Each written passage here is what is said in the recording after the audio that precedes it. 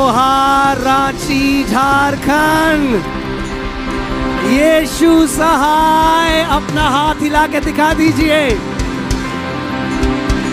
Hallelujah, यीशु सहाय। आमीन। मैं आपसे ये कहना चाहता हूं कि हमें प्यार हो गया है रांची से। And you are one of the most hungry, सबसे, जहां भी मैं गया पूरी दुनिया में, एक सबसे ज्यादा भूखे और पैशनेट, जलन से भरे हुए लोग झारखंड के हैं। हालेलुया। और मैं अगर स्वर्ग में प्रवेश करना चाहूंगा तो ऐसे लोगों के साथ प्रवेश करना चाहूंगा, जो ठंडे गुनगुने मसीह हैं उनके साथ नहीं, जो आग से, जो धधकती हुई आग से भरे हुए हैं। और मैं कहना चाहता हूं कि झारखंड के मसीह धधकती हुई आग से भरे हुए हैं। आमीन। और क्योंकि हमें इतना मजा आ रहा है यहां पे, एक दो गुड न्यूज मैं आपको दूंगा। तैयार हैं आप? एक, अगले साल से पहले हम एक स्कूल और एक हॉस्पिटल यहां पर शुरू करेंगे। आमीन। हम एक best international school Ranchi Jharkhand में शुरू करेंगे। आमीन। बेस्ट स्कूल और बेस्ट हॉस्पिटल। आमीन। और दूसरी गुड न्यूज है, मजा आ जाएगा आपको ये सुन के। तैयार हैं आप? कुर्सी पकड़ लेना टाइट से। आप जानते हैं पहले दिन भी शैतान ने कोशिश करी मीटिंग को खराब करने की, आज भी कोशिश करी, वो हारा हुआ है। आमीन। मगर क्योंकि समय कम हो गया चीजें करने में, साउंड ठीक करने में, इसीलिए गुड न्यूज ये है कि ये जो बेदारी आप यहां देख रहे हैं, ये मीटिंग कल के लिए भी एक्सटेंड कर दी गई है। जोर से चिल्लाओ अगर खुश हो तो। बेस्ट प्रेज दो यीशु मसीह को। और मैं आपको बता रहा हूं, ये बेदारी कल भी रुकने वाली नहीं है रांची। ये बेदारी अब चलती जाएगी जब तक यीशु मसीह वापस ना आ जाए। आमीन। और मैं आपको एक बात बताऊं, एक मीटिंग का एक्सटेंड हो जाना एक अलग बात है। अगर एक मीटिंग है वो एक्सटेंड कर दी गई, मगर आप सोचते हैं एक क्रूसेड को एक्सटेंड कर देना, ये केवल एक चमत्कार है।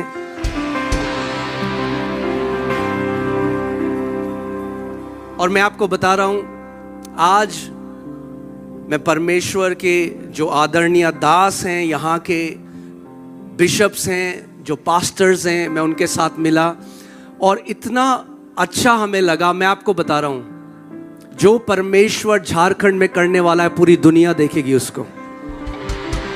पूरी दुनिया देखेगी जो परमेश्वर झारखंड में करने जा रहा है। हालेलुया। और मैं सच में धन्यवाद देना चाहता हूं झारखंड क्रिश्चियन एसोसिएशन के जो प्रेसिडेंट हैं पास्टर सुजीत टिग्गा, और जो यूथ एसोसिएशन के प्रेसिडेंट हैं ब्रदर ऑल्बिन, क्योंकि आपको शाम को मैंने उनको ये बात बोली कि इतना समय आज हमारे पास नहीं होगा और बहुत अच्छा होगा अगर ये हम जो बेदारी अभी है इसको हम कल भी कर सकें। और उन्होंने इतनी मेहनत करी है, इतना भागे हैं, क्योंकि बहुत सारी परमिशन चाहिए होती है इतनी बड़ी सभा के लिए। और परमेश्वर ने हमें वो फेवर दिया कि हमें वो परमिशन मिल गई है और कल हम 5 बजे फिर से यहाँ पर एकत्रित होने वाले हैं।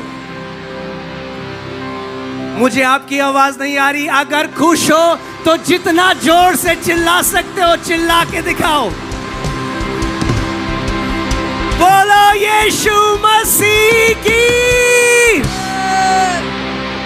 हालेलुया। शैतान फिर से लज्जित हुआ है। हाँ, जो उसने इस मीटिंग के विरोध में प्लान बनाया था, परमेश्वर ने उसको पलट दिया। आमीन, हालेलुया। आज आप जानते हैं 83% जो मौसम विभाग है उसने कहा था 80 से ज्यादा प्रतिशत बारिश होगी, मगर परमेश्वर के जो विश्वास के लोग हैं, प्रभु ने हमें अधिकार दिया है। पूरी कलीसिया, सारे लीडर, सारे पास्टर खड़े हो गए। हमने कहा बारिश नहीं होगी यीशु के नाम में। जो यीशु तूफानों को 2000 पहले शांत करता था, वो यीशु आज भी तूफानों को शांत करता है। मेरा यीशु बदला नहीं है। आमीन, हालेलुया। मैं बहुत खुश हूं। ये मैं आपको बता रहा हूं, इस मीटिंग में प्रभु इतिहास रचने जा रहे हैं और ये बेदारी खत्म नहीं होगी। सारे जो चर्चेस हैं रांची के, झारखंड के, मैं आपको बता रहा हूं, तैयार हो जाओ। आपके चर्चेस बहुत छोटे पड़ने वाले हैं, क्योंकि इतनी आत्माएं परमेश्वर भेजने वाला है आपकी चर्चेस में। कितना भी बड़ा चर्च हो, आपको छोटा होने वाला है। धाराओं की तरह परमेश्वर आत्माओं को भेजने वाला है आपकी कलीसिया में। आमीन। और कल हम और बड़े काम परमेश्वर के देखेंगे। और कल मैं आपको बता रहा हूं, मुझे पता है आज समय लेट से मीटिंग शुरू हुई, कल 5:30 बजे से ही हम वर्शिप शुरू कर देंगे और कल 5:30 बजे से ही पूरा बढ़िया तरीके से हम वर्शिप करेंगे, आराधना करेंगे। मैं वचन सिखाऊंगा, हम चंगाइयों को होते हुए देखेंगे। आमीन, हालेलुया। मैं आपको एक चीज कहना चाहता हूं और कल हम उसको करेंगे। देखिए, हम यहां आए मगर ऐसी मीटिंग करने के लिए ये एक व्यक्ति नहीं कर सकता। मैं जानता हूं आप सब मुझे सुन रहे हैं, मगर असली हीरो इस मीटिंग के वो सारे वॉलंटियर्स हैं, वो सारे लोग हैं जिन्होंने मेहनत करी है। उनके बिना ये मीटिंग नहीं हो सकती।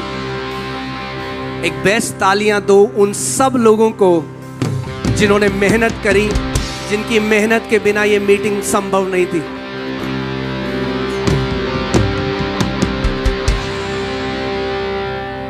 एक वक्त अगर मैं नहीं आऊंगा तो कोई और आएगा, मगर अगर आप लोग ने मेहनत नहीं करी होती तो ये मीटिंग नहीं हो सकती थी। और आप जानते हैं यीशु मसीह ने कहा, पिता जो गुप्त में देखता है वो तुम्हें खुले में उसका प्रतिफल देगा। और जब मैं पहले दिन, हम लोग जिस दिन मीटिंग शुरू होनी थी उससे एक दिन पहले जब हम यहाँ पे आए स्टेज में और हम सब मिलकर प्रार्थना कर रहे थे, जब पूरा अंधेरा था, कोई लाइट नहीं थी, सब तैयारियां चल रही थी, उस समय में परमेश्वर ने मुझसे कहा, और उसका दिल, परमेश्वर का जो दिल है, और प्रभु ने मुझसे कहा कि मेरे बेटे, जितने लोगों ने इस मीटिंग के लिए मेहनत करी है, मैं उनकी जेनरेशंस को ब्लेसिंग दूंगा। जेनरेशंस। मैं आपको बता रहा हूं, अगर आपने एक चेयर लगाई, आप वॉलंटियर हैं, आपने मेहनत करी, आप बाहर पार्किंग में, कई ऐसे वॉलंटियर हैं जो शायद यहाँ पे वचन सुन भी ना सके हैं, जो वर्शिप अटेंड भी ना कर सकें, वो बाहर गाड़ियों को पार्क कर रहे हैं। शायद किसी ने उनकी मेहनत नहीं देखी, मगर परमेश्वर ने उनकी मेहनत को देखा है। जो सारे पास्टर्स एसोसिएशन हैं जिन्होंने जा के मेहनत करी, मैं आपको बता रहा हूं, वो बढ़ोतरी आप देखने वाले हो यीशु के नाम में, और उस बढ़ोतरी का कोई अंत नहीं होगा जब तक यीशु वापस ना आए। आमीन। आइए हम एक प्रार्थना करते हैं। खुदावंद, हम आपके पास प्रभु यीशु मसीह के नाम से आते हैं।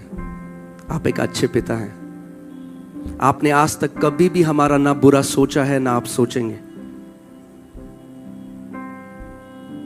यीशु मसीह, आपने कहा, जब मनुष्य बुरा होकर, असिद्ध होकर अपने बच्चों के लिए अच्छी वस्तुएं देना जानता है, तो तुम्हारा स्वर्गीय पिता तुम्हें क्यों अच्छी वस्तुएं ना देगा?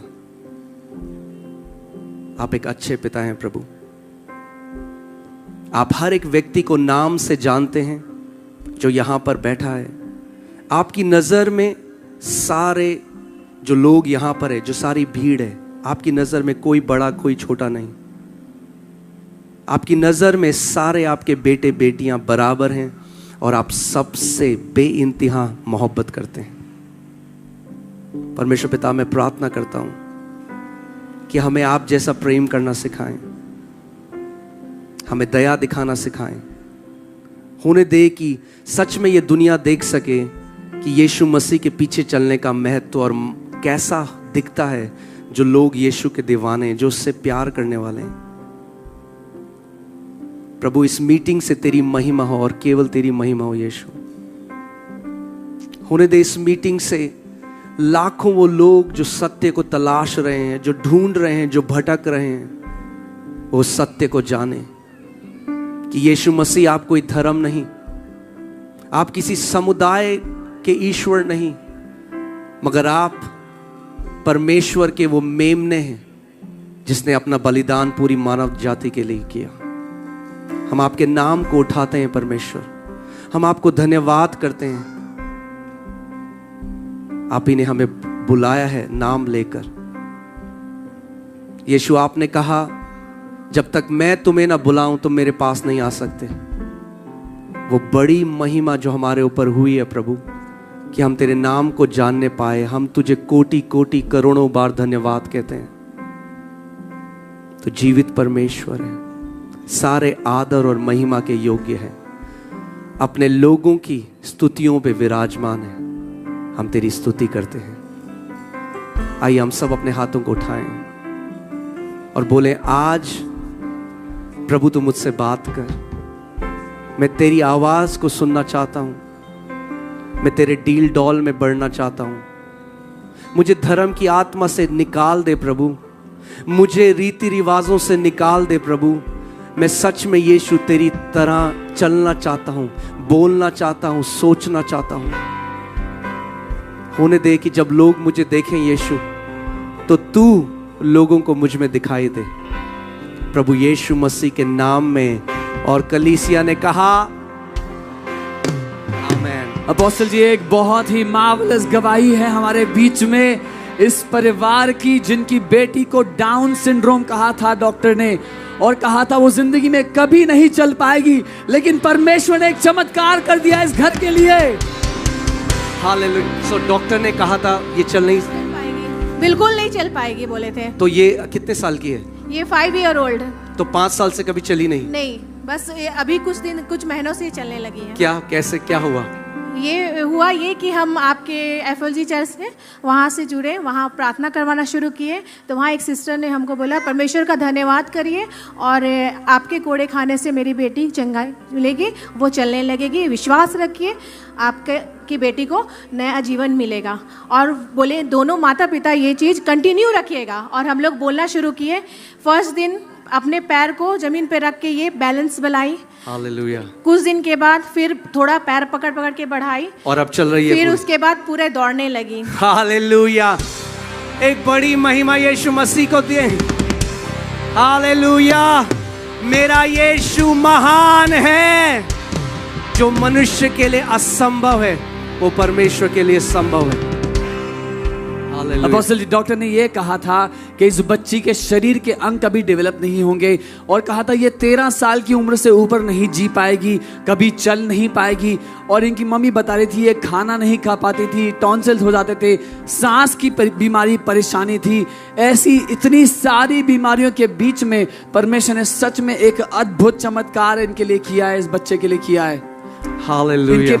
इनके पड़ोसी ने तो ये तक कह दिया था कि इस बच्चे को फेंक दो, लेकिन क्योंकि इन्होंने परमेश्वर पे विश्वास किया और जैसा आपके द्वारा वचन सिखाया गया, इन्होंने घोषणा किया है, आज ये बच्ची हमारे बीच में चला फिर रही है। हम परमेश्वर को सारी महिमा देते हैं। सारी महिमा मेरे यीशु मसीह को मिले। हालेलुया। जो यीशु गलील की गलियों में चरा फिरा करता था, वो यीशु आज इस मैदान में चल फिर रहा है। जो यीशु 2000 साल पहले बीमारों को चंगा करता था, वो आज भी। आप जानते हैं हमारे पास अभी इतनी सारी गवाहियां आई हैं। कई लोग बोलते हैं हमें शर्म आती है, हम आगे नहीं आते।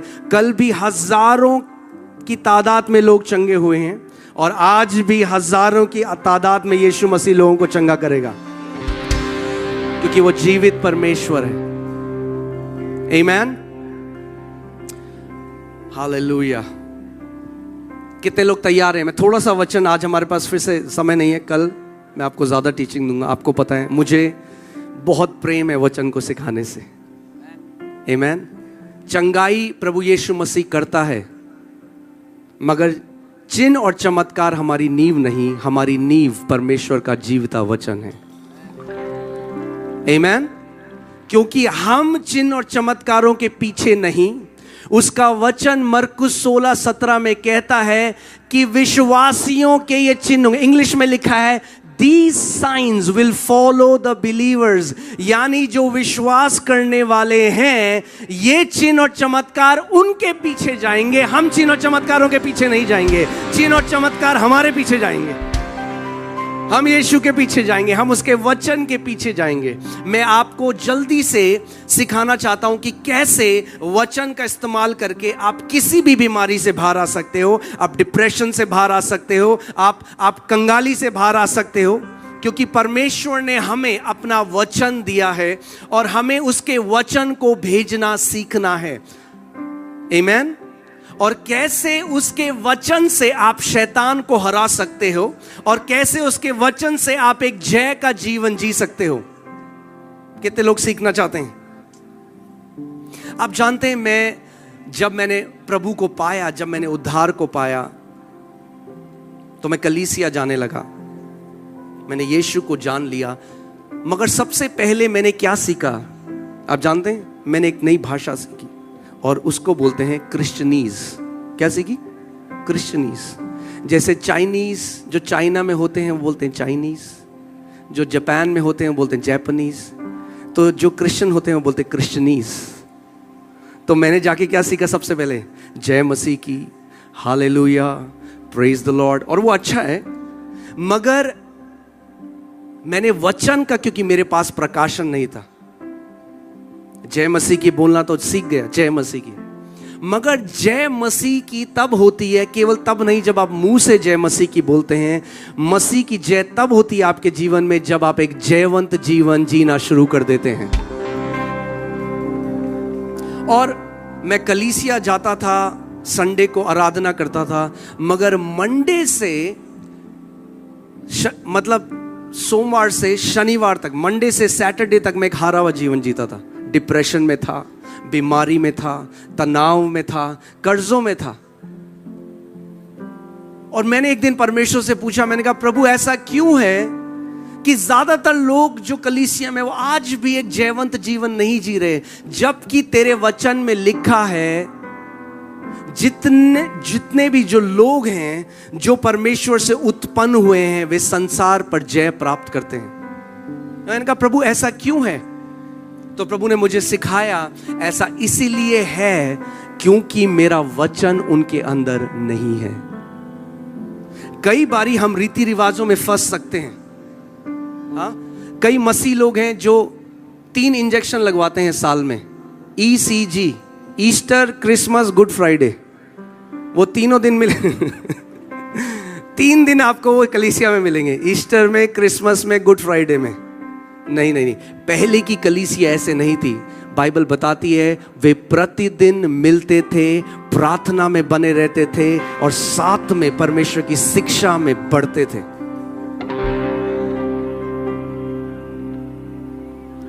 मैं बीमारी में, उस समय मैंने एक निर्णय लिया कि मैं परमेश्वर तेरे वचन में बढ़ूंगा, मैं तेरे वचन को अपने हृदय में डाल दूंगा। आप जानते हैं क्यों? मैं आपको एक बात बताता हूं। यूहन्ना 1:1 में क्या लिखा है? आदि में क्या था? जोर से बोलिए, आदि में क्या था? जब कुछ नहीं था, जब ये पहाड़ नहीं थे, जब नक्षत्र नहीं था, जब कुछ भी सृष्टि नहीं थी, तो वचन था। आदि में वचन था वचन परमेश्वर के साथ था और वचन ही परमेश्वर था। और 1:14 में लिखा है, और ये वचन ने मनुष्य के बीच में डेरा किया, वो देह धर कर आया और हमने उसकी महिमा देखी। अगर आज आप मेरी आवाज को सुन रहे हैं, जहां कहीं आप हैं, चाहे आप बिल्कुल पीछे हैं वहां पे, मैं आपको बता रहा हूं, अगर आप एक जय का जीवन जीना चाहते हैं तो आज एक निर्णय कर लीजिए कि मैं वो मसीह बनूंगा जो परमेश्वर के वचन का आदर करता है। केवल रीति रिवाज नहीं, मगर वो मसीह जो परमेश्वर के वचन का आदर करते हैं। और मैं एक बात आपको और बोल दूं, जो आपकी ऊंचाई है इस पृथ्वी पे, यानी जैसा जीवन आप जिएंगे, वो निर्भर करता है कि कैसा स्वभाव आपका परमेश्वर के वचन के लिए होगा। आज बहुत सारे मसीह हैं जो गिड़गिड़ाने में एक्सपर्ट हो चुके हैं। वो गिड़गिड़ाते हैं परमेश्वर के आगे, दुहाई देते हैं, भीख मांगते हैं, वो रोते हैं, परमेश्वर तू क्यों नहीं हमारे लिए कुछ करता, तू कब करेगा, तू देखता है मेरे साथ क्या चल रहा है। मगर क्योंकि वो नहीं समझते कि परमेश्वर ने कुछ सिद्धांत रचे हैं जिसके द्वारा उसने अनदेखी दुनिया को, जो स्पिरिचुअल रेल्म है, जो आत्मिक जहां है, जो आंखों से दिखाई नहीं देता, उसके लिए भी कुछ नियम रखे हैं। और वैसे ही परमेश्वर ने कुछ नियम पृथ्वी के लिए भी रखे हैं। अगर आप उन सिद्धांतों को नहीं मानेंगे और वो सिद्धांत आपको नहीं पता होगा, तो जो जय परमेश्वर चाहता है आप नहीं जी सकते। उसका वचन कहता है, मेरी प्रजा मेरे ज्ञान न होने के कारण नाश हो गई है। उसका वचन ये नहीं कहता कि मेरी प्रजा, मेरे लोग इसलिए नाश हो रहे हैं क्योंकि शैतान बहुत ताकतवर है, क्योंकि ऐसी सरकार है जो मसीह विरोधी है। नहीं, वो कह रहा है मेरी प्रजा केवल एक कारण से नाश होती है, क्योंकि उन्हें मेरा ज्ञान नहीं है। मसीहों, मैं आज आपसे बात कर रहा हूं जो मेरे भाई बहन हैं, हमें समय आ गया है कि हम मसीह की परिपक्वता में, उसके वचन के ज्ञान में, उसके वचन के डील डॉल में बढ़ जाएं। आमीन। मैं आपको एक बढ़िया कहानी सुनाता हूं, फिर वचन मैं आपको बताऊंगा। एक बार एक पास्टर एक परिवार में गए, क्योंकि जो हस्बैंड वाइफ थे, जो पति पत्नी थे, वो बहुत सारे बोले थे, पास्टर जी आप हमारे घर आइए, आप हमारे घर आइए, आप डिनर पे हमारे घर आइए। तो पास्टर जी चले गए डिनर पे उनके घर। अब जब घर में गए तो उन्होंने एक बहुत अच्छा जो है क्रॉकरी जो सेट है वो रखा, नई नई चम्मच ली, वो चांदी की चम्मच उन्होंने ली कि पास्टर जी आ रहे हैं, हम उनका आदर करेंगे, तो चांदी की चम्मच रख दी। और उसके बाद जो पास्टर हैं उन्होंने खाना खाया, वो जो प्रभु के दास हैं वो चले गए। जब वो चले गए तो चम्मच नहीं मिली उन्हें। तो जो वाइफ थी, जो पत्नी थी, उन्होंने अपने पति को बोला कि हमारी चम्मच नहीं मिल रही, चांदी की चम्मच थी, चम्मच नहीं मिल रही। तो बड़ा ढूंढा, पति ने बोला देख लो यहीं कहीं होगी, तो ढूंढा तो नहीं मिली एक चम्मच। तो कह रहे बड़ी दुख से हमें कहना पड़ेगा, पास्टर जी क्यों ले गए हमारी चांदी की चम्मच। हाँ, चर्च में संडे को जब मिलेंगे तो पास्टर को बोलेंगे, पास्टर आप हमारी चांदी की चम्मच क्यों ले गए। तो उन्होंने कहा शायद हो सकता है गलती से उन्होंने जेब में डाल दी हो पास्टर ने, तो इस संडे बोल देंगे। 1 हफ्ता निकल गया, 4 हफ्ते चले गए, 2 महीने चले गए, 3 महीने चले गए, पास्टर जी कुछ बोली नहीं। अब ये जो स्त्री है ये गुस्से से भर रही है कि पास्टर चम्मच ले गए और बता नहीं रहे, हमारी चांदी की चम्मच चुरा के ले गए। तो 6 महीने तक वो बड़ा इकट्ठा करा उसने अपने अंदर साहस को, और फिर गई, बोली पास्टर ये अच्छी बात नहीं है, आपने हमारी चांदी की चम्मच क्यों चुराई। तो पास्टर बोलते हैं चांदी की चम्मच, कौन सी चांदी की चम्मच। कह रही आप 6 महीने पहले हमारे घर पे आए थे तो आपने हमारी चांदी की चम्मच क्यों चुराई, उसके बाद हमें चांदी की चम्मच नहीं मिल रही। तो पास्टर ने कहा अरे बहन, वो चांदी की चम्मच तो मैंने तुम्हारी बाइबल के अंदर रख दी थी। तो 6 महीने से उन्होंने बाइबल खोली नहीं। कहानी का मतलब यह है कि कितने मसीह ऐसे हैं जिनके घर में वचन बंद है। मैंने आपको कल भी बताया था, वो कस्तूरी मृग की तरह हैं। एक जगह से दूसरी जगह भागते हैं, किलोमीटर्स भाग जाएंगे, 100, 200, 300 किलोमीटर चले जाएंगे, मगर जो परमेश्वर का वचन उनको परमेश्वर ने दिया है इसका आदर नहीं करते। वो कहेंगे प्रभु तू हमसे बात कर, प्रभु तू हमसे बात। वो फोन कॉल का इंतजार कर रहे हैं परमेश्वर से। परमेश्वर कह रहा है फोन कॉल तो दे दूंगा मैं तुम्हें, मगर पहले जो चिट्ठी मैंने दी है उसको तो पढ़ो। पहले चिट्ठी पढ़ोगे तब फोन कॉल आएगी, क्योंकि उसका वचन जो है वो पहला, सबसे पहला तरीका है जिससे परमेश्वर अपने लोगों से बात करता है। आमीन। मैंने परमेश्वर से पूछा, प्रभु ने, मैं आपको बता रहा हूं कब मैं अपने जीवन में जय को देखने लगा। इसीलिए मैं हमेशा लोगों को बोलता हूं, प्रभु यीशु मसीह को जानना ईसाइयत के बारे में नहीं है। कोई ईसाई बनाना चाहे आपको, भाग जाना वहां से। प्रभु यीशु मसीह को जानना उद्धार को जानना है। प्रभु यीशु मसीह को जानना जय को जानना है। प्रभु यीशु मसीह को जानना जीवन को जानना है। प्रभु यीशु मसीह ने कहा शैतान इसलिए आया कि चोरी करे, नाश करे और घात करे, परंतु मैं इसलिए आया कि तुम जीवन पाओ और बहुतायत का जीवन पाओ। हालेलुया। वो हमें जीवन देने के लिए आया, एक जय का जीवन देने के लिए आया। आप यीशु का जीवन देखो, कैसा जीवन जिया उसने। उसने एक जय का जीवन जिया। आमीन। वो जय का डीएनए आपके अंदर है, वो विक्ट्री का डीएनए आपके अंदर है। मैं आपसे एक सवाल पूछता हूं, एक चिड़िया को उड़ना कौन सिखाता है? क्या वो फ्लाइंग क्लास लेती है? इंसान जब पायलट आप देखते हैं तो ट्रेनिंग लेते हैं पहले, उसके बिना जहाज नहीं उड़ा सकते। पर कोई चिड़िया ट्रेनिंग नहीं लेती, उसके डीएनए में है उड़ना, क्योंकि वो एक चिड़िया से पैदा हुई है, उड़ना उसके अंदर है। एक मछली को तैरना कौन सिखाता है? वो स्विमिंग क्लासेस नहीं लेती, तैरने की क्लास नहीं लेती, क्योंकि वो एक मछली से पैदा हुई, तैरने का डीएनए उसके अंदर है। उसका वचन यूहन्ना 1:12 में कहता है, जितनों ने यीशु को ग्रहण किया परमेश्वर ने उन्हें अपनी संतान होने का अधिकार दिया है। वे ना तो मांस और लहू से, ना इंसान की इच्छा से, परंतु परमेश्वर से उत्पन्न हुए हैं। आप जानते हैं परमेश्वर का एक नाम जय है। क्या है? Victory. One name of Jesus is victory. उसका नाम जय है। परमेश्वर हार नहीं देख सकता, मृत्यु भी उसको हरा नहीं सकी, उसका नाम ही विक्ट्री है।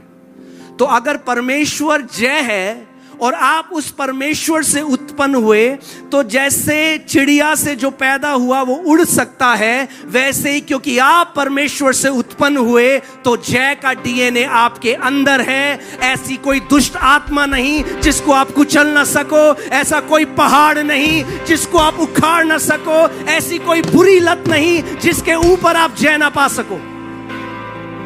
हमें बस पहचानना है हम कौन हैं। हम किसी धर्म के अंदर नहीं हैं। मसीहत को धर्म कहना यीशु मसीह का अपमान है। कितने लोग मेरी बात समझ रहे हैं? वो कोई धर्म नहीं, सबके लिए आया। क्योंकि धर्म तो बांटता है, धर्म तो लड़वाता है। नहीं, यीशु मसीह धर्म के लिए नहीं आया, वो धर्म बदलने के लिए नहीं आया।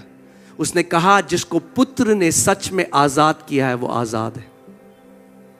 वो हमें आजाद करने के लिए आया।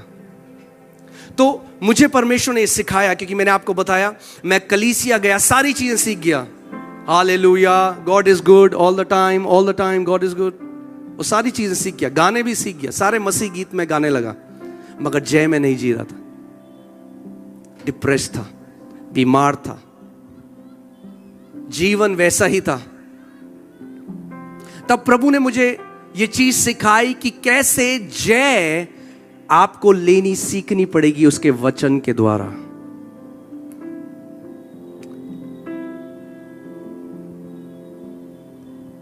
अगर आज मैं आपको बोलूं कि यीशु आपके कमरे में आए तो आप क्या करोगे, तो कई लोग बोलेंगे हाय मैं उनके पांव में पड़ जाऊंगा, पास्टर मैं उनके पांव में पड़ जाऊंगी, मैं उनके पांव धोऊंगी, वो सब आप करोगे। मगर आदि में क्या था? वचन। और वचन कौन था? तो जैसा आप इसका आदर करते हो वो प्रकट करता है कि आप यीशु का आदर करते हो कि नहीं करते। अगर आप उसके वचन का आदर करते हो तो आप सच में यीशु का आदर करते हो। अगर आपके घर में आपके बाइबल के ऊपर मिट्टी जमी है और आप वचन नहीं पढ़ते, वचन पर मनन नहीं करते, वचन के द्वारा उसे नहीं जानते, ध्यान से सुनो एक बात मेरी, अगर आप वचन के द्वारा परमेश्वर को नहीं जानोगे तो एक रीति रिवाज में बंध जाओगे। फिर हम में और सदूसियों फरीसियों में कोई अंतर नहीं, जो अपने आप को ज्यादा धर्मी मानते थे क्योंकि वो ज्यादा उपवास और प्रार्थना करते थे। एक ही तरीका है, परमेश्वर ने अपने आप को जो प्रकट किया है वो अपने वचन के द्वारा किया है। आप जानते हैं कई लोग क्या करते हैं, क्योंकि वो वचन नहीं जानते, जैसे मैंने कहा था वो सिद्धांत नहीं जानते, तो वो 40 साल से रो रहे हैं और गिड़गिड़ा रहे हैं। जो मैं आज आपको सिखाने वाला हूं, जो 20 साल में नहीं हुआ अगले 3 महीने में होने जा रहा है यीशु के नाम में। मैं आपको एक उदाहरण देता हूं। 2 लोग हैं, एक व्यक्ति विश्वासी है, एक व्यक्ति विश्वास नहीं करता, और उन दोनों ने यह निर्णय लिया कि हम एक सेब का बागान लगाएंगे, हम बिजनेस करेंगे, सेब बेचेंगे। उन्होंने रांची में दोनों ने 1-1 एकड़ जमीन ली और उन्होंने कहा हम दोनों जो है एक सेब का बिजनेस करेंगे, हम सेब एक्सपोर्ट करेंगे यहां से। तो जो अविश्वासी है, जो विश्वास नहीं करता, प्रभु को नहीं मानता, मगर वो एक सिद्धांत जानता है, और सिद्धांत क्या है?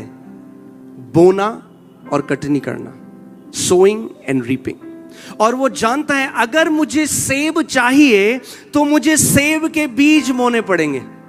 तो वो जाता है और बेस्ट क्वालिटी के सेब के बीज ले आता है और सेब के बीज बोता है। मगर जो विश्वासी है वो कहता है मैं 40 दिन का उपवास करूंगा और सेब के पेड़ आ जाएंगे।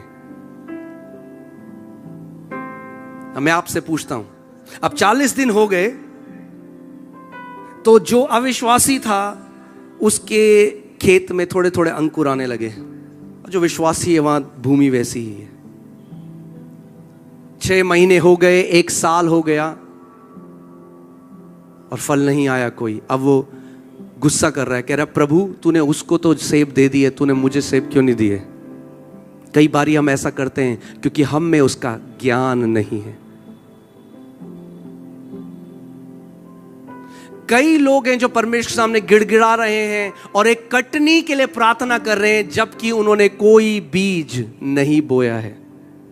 आज मैं आपको जो सिद्धांत सिखा रहा हूं, अगर आप ध्यान धरकर मेरी आवाज सुन रहे हैं जहां कहीं आप हैं, और आप इस बात को समझ गए, मैं आपको बता रहा हूं आपका जीवन पृथ्वी में एक स्वर्ग की तरह होगा। मैं वो व्यक्ति, मैं आपके सामने एक गवाह की तरह खड़ा हूं।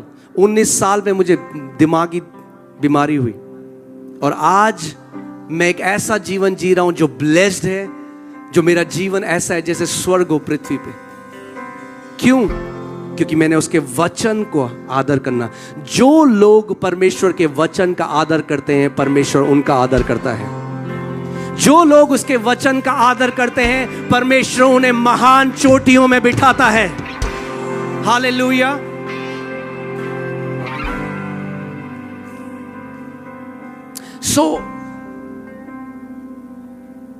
तो मैंने प्रभु से पूछा, प्रभु क्यों आज इतने लोग आज भी दुख में हैं, कलेश में हैं, हार में हैं?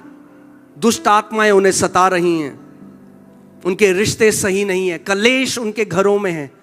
वो यीशु तुझे मानते हैं, वो तेरी आराधना भी करते हैं। तो मुझे उसने बताया, मैं तुझे बताऊंगा बेटे क्यों उनके साथ ऐसा होता है। क्योंकि उन्हें मेरे वचन का ज्ञान नहीं, क्योंकि वो रीति रिवाज में फंसे हुए हैं, क्योंकि उन्हें मेरा प्रकाशन नहीं। तो प्रभु मुझे मरकुस 4 अध्याय में ले गया और आप घर जाके पढ़िएगा उसको। मगर वहां पे यीशु मसीह ने एक दृष्टांत बताया और आप जानते हैं वो रोने लगा वो दृष्टांत बता के। क्यों रो रहा है वो एक दृष्टांत बता के? क्योंकि उसका दिल धड़कता है आपके लिए। वो कहता है मेरे ज्ञान न होने के कारण मेरी प्रजा नाश हो रही है। वो भाग रहे हैं एक मीटिंग से दूसरी मीटिंग, एक जगह से दूसरी जगह।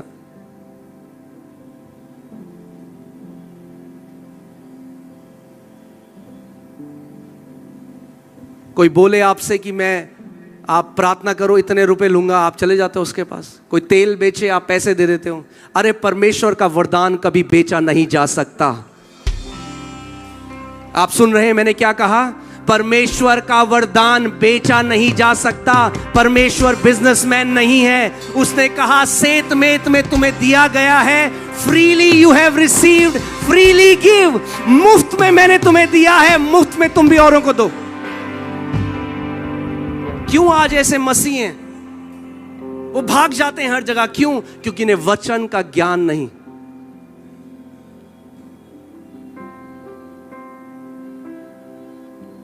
और यीशु मसीह ने दृष्टांत बताया और उसने कहा एक बीज बोने वाला बीज बोने निकला और कुछ बीज पथरीली भूमि पे गिरे। अगर आज आप सोचते थे कि क्यों प्रभु मेरे साथ ऐसा होता है, मेरा जीवन ऐसा क्यों, आज मैं आपको उसका उत्तर दे रहा हूं। ध्यान से सुनना, क्योंकि आज भी ये 4 प्रकार की भूमि यहां पर हैं। और यीशु ने कहा जब भी मेरे राज्य का सुसमाचार प्रचार होता है वो ऐसा है जैसा एक बीज बोने वाला बीज को छितराता है, और कुछ बीज रास्ते के किनारे गिरते हैं। और मुझे पहले समझ में नहीं आया कि प्रभु इसका क्या मतलब है कि कुछ बीज रास्ते के किनारे गिरते हैं। आपसे मैं पूछता हूं, जब आप बाहर अभी जाएंगे मीटिंग के बाद, आपको रास्ते के किनारे क्या मिलेगा? सोना चांदी? क्या मिलेगा आपको? कचरा, गुटखे के पैकेट, हाँ लोगों ने थूका हुआ है, जो कचरा है वो है वहां पे। कुछ बीज वहां गिरे और बाइबल कहती है चिड़िया आई तुरंत, जो शैतान, यीशु ने कहा शैतान तुरंत आकर उस बीज को उठाकर चला गया। ये कलीसिया में बहुत सारे मसीह लोग इस कैटेगरी में आते हैं। जब वो कलीसिया में बैठते हैं, जो उनका अगुआ परमेश्वर ने नियुक्त किया है। और रांची में आज आपको एक बात बोल दूं, और मैं बेधड़क होकर बात बोलूंगा। आप यहां आए हैं मुझे सुनने के लिए, अच्छी बात है, मगर अगर असली आपको बढ़ना है, अपने पास्टरों का आदर करना सीखें। जो अगुए परमेश्वर ने आपके ऊपर नियुक्त करे हैं, वो जिंदगी भर आपके ऊपर मेहनत करते हैं। और आज भी परमेश्वर अगुओं के द्वारा बात करता है। जिस दिन ये प्रकाशन परमेश्वर ने मुझे दिया, आप जानते हैं मैं उस समय 19 साल का था। मैं भाग कर कलीसिया जाता था, सबसे आगे जाके बैठ जाता था। मैं कहता था प्रभु तू आज मेरे पास्टर के द्वारा मुझसे बात करेगा। यीशु ने कहा जिसके सुनने के कान हैं वो सुन ले कि आत्मा कलीसिया से क्या कहता है। तो मैंने प्रभु से कहा प्रभु ये पहले कैटेगरी के लोग वो हैं जब वचन का प्रचार होता है तो आप पता क्या देखेंगे, वो हंस रहे हैं, उनका पास्टर प्रचार कर रहा है, वो हंस रहे हैं, फोन में लगे हैं, उनका ध्यान कहीं और है, बात कर रहे हैं। परमेश्वर की नजर में वो परमेश्वर के वचन को कचरे की तरह देखते हैं। भले ही वो बोलेंगे नहीं कभी ऐसे, मगर उनका जो स्वभाव उसके वचन के प्रति है। जब वचन प्रचार होता है आप देखेंगे वो मजाक कर रहे हैं, वो बात कर रहे हैं, उनको कोई परवाह नहीं है वचन क्या आ रहा है। और बाद में फिर पता क्या करेंगे, जब मीटिंग खत्म हो जाएगी, पास्टर पास्टर, हाँ, क्योंकि वो नहीं जानते कि आपका जो डिलीवरेंस है, आपका जो छुटकारा है, वो भेजे हुए वचन में होता है। इसीलिए यीशु ने कहा सुनने के कान है तो सुन लो। आप जानते हैं हर एक सरमन जो आप सुनते हैं, हर एक परमेश्वर का संदेश जो आप सुनते हैं, उसके अंदर उसकी वाणी छुपी हुई है। वो उन्हीं लोगों को सुनाई देती है जिनके सुनने के कान हैं। और आज भी जब मैं आपसे बात कर रहा हूं तो अगर आपके सुनने के कान हैं तो वो परमेश्वर की आवाज, वो परमेश्वर की वाणी आप तक पहुंचेगी। और क्योंकि शैतान जानता है अगर इसके अंदर हृदय में परमेश्वर के वचन का बीज चला गया तो परमेश्वर का राज्य इसके जीवन में प्रकट होने लग जाएगा। तो मुझे इस रीति रिवाजों में फंसा के रखना है। ये क्रिसमस में जाए, केक खाए, डांस करे, घर आ जाए, मगर वचन इसके हृदय में ना जाए। क्योंकि वचन अगर इसके हृदय में चला गया तो ये मेरे चंगुल से चला जाएगा दूर। तो क्या करूंगा मैं वचन रोकूंगा। तो जब वचन का प्रचार होता है तो क्या करूंगा? ये हंसेगा, जोक मारेगा ना। जब मैं 19 साल का था तो हमारा एक यूथ ग्रुप होता था, और जब हमारे पास्टर प्रचार कर रहे होते थे तो वो मजाक उड़ा रहे होते थे, जोक्स मार रहे होते थे। तो मैं उनसे हट के मैंने कहा मैं अलग बैठूंगा। तो मेरे को चिढ़ाने लग जाते थे उस टाइम। वो कहते थे पास्टर का चमचा है। मगर जो आप आदर करोगे अपने अगुओं का, आगे आने वाले टाइम में आप देखोगे परमेश्वर जो आपको उठाएगा सबके सामने।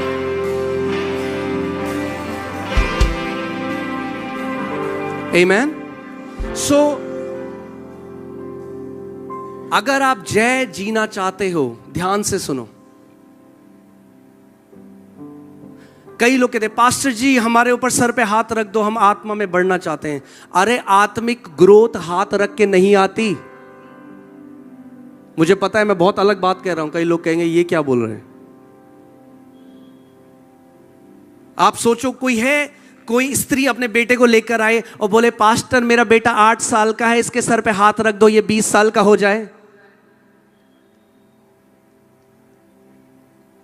ग्रोथ एक प्रक्रिया से आती है, एक प्रोसेस से आती है, हाथ रखकर नहीं आती। हाथ रख के इंपार्टेशन होता है और उसकी एक जगह है। मगर केवल अपने सरों में हाथ रखा के आप एक जयवंत जीवन नहीं जी सकते। खुद विश्वास में बढ़ना पड़ेगा, खुद एक योद्धा बनना पड़ेगा। आपकी लड़ाई और कोई नहीं लड़ सकता, आपको लड़ना सीखना होगा। वरना सर में हाथ लगा के बाल उड़ जाएंगे सारे, मगर कुछ नहीं मिलेगा उसके अलावा।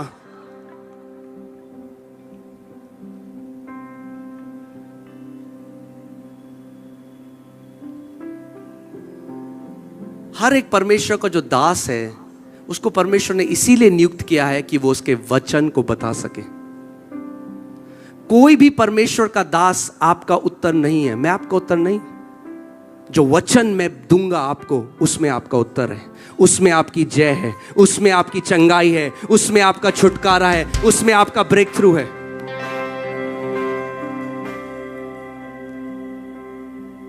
सो यीशु ने कहा फिर कुछ बीज पथरीली भूमि पे गिरे, और क्योंकि उनमें डेप्थ नहीं थी, गहराई नहीं थी, तो जल्दी से उसमें अंकुर आ गए। ये वो मसीह हैं जो कलीसिया में तो जाते हैं बहुत हालेलुया आमेन, और कई बार तो लोग आमेन बिना सुने बोलते हैं। कोई कुछ बोले आमेन। मैं जब एक कलीसिया, जो उस कलीसिया में था और जब 19 साल का था, तो वहाँ पे पास्टर बता रहे थे कि देखो कितने रेप हमारे शहर में हो रहे हैं, और एक ऐसी बहन है जिनके साथ रेप। एक बंदा बोलता है आमेन, थैंक यू जीसस। ये क्यों ऐसा होता है? यीशु ने क्या कहा? क्योंकि उनके क्या हैं? सुनने के कान नहीं हैं। वो वचन को ध्यान धरकर नहीं सुनते, क्योंकि उन्हें क्या लगता है मेरा छुटकारा किसमें? तेल की बोतल में है, रुमाल में है, किसी के हाथ में है। अरे आपका छुटकारा परमेश्वर के जीवित वचन में है।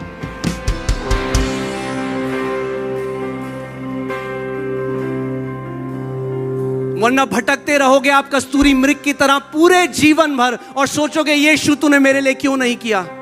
और यीशु जब स्वर्ग जाओगे तो यीशु आपको बोलेगा अरे तूने मेरे वचन के बीज को बोया ही नहीं, तो फल कैसे खाता मेरे वचन के बीज का? कैसे वो फल खा सकते हो जिसका बीज आप नहीं बोओगे?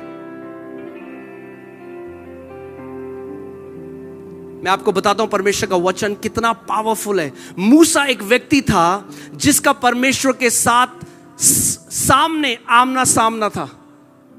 मूसा एक व्यक्ति था जिसने स्पेक्टेकुलर एक्सपीरियंसेस, खतरनाक भयंकर उसके दर्शन थे परमेश्वर के साथ, मगर वो वाचा के देश में प्रवेश न कर सका।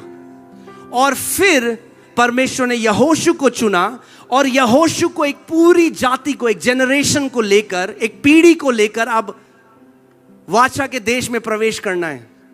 मगर सबसे हैरान कर देने वाली बात यह है कि परमेश्वर ने अब यहोशू को कोई दर्शन नहीं दिए, कोई एक्सपीरियंस नहीं दिए, कोई अनुभव नहीं दिए, पर उसने यहोशू को कहा, यहोशू, व्यवस्था की ये पुस्तक तेरे चित्त से ना उतरने पाए, तू इसमें दिन रात ध्यान करे रहना, ताकि जो कुछ इसमें लिखा है उसको करना तू कर सके, तब तेरे सब काम सफल होंगे और तू प्रभावशाली होगा। मैं आज आपको कुंजी दे रहा हूं, अगर परमेश्वर का वचन आप अपने दिल में डाल दो और उसका मनन करते रहो तो आपके सब काम सफल होंगे और आप प्रभावशाली होंगे। और सोचो, यहोशू दिन और रात परमेश्वर के वचन पे मनन करने लगा, दिन और रात परमेश्वर के वचन पे मनन करने लगा, जो लिखा था उस पर वचन। और यहोशू अकेला वो व्यक्ति बन गया जो ग्रहों को उसने बोला सूरज वहीं रहे, और बोला चांद वहीं रहे, और नक्षत्र भी यहोशू की आदेश को मानने लगे, जबकि उसके पास कोई अनुभव नहीं था। आप जानते हैं उसके पास क्या था? उसके पास वचन था। और आज मेरी बात ध्यान से सुनना, अनुभव जरूरी है, मगर एक व्यक्ति जिसके पास केवल अनुभव है और वचन नहीं है, वो जैवन जीवन नहीं जी सकता। मगर एक व्यक्ति जिसके पास वचन है, वो हमेशा एक अडिग और एक जयवंत जीवन जिएगा।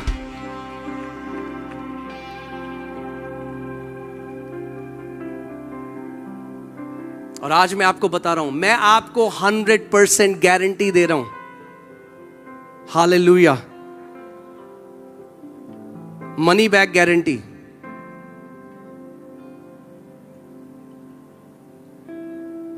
वो आपको यीशु मसीह देंगे स्वर। मगर जितने लोगों को हमने ये सिखाया, और इतना आसान है, आप जानते हैं, इतना आसान है, क्योंकि हमने हमेशा क्या देखा, कोई परमेश्वर का दास है, वो अभिषिक्त है। अरे वही अभिषिक्त आप भी हो।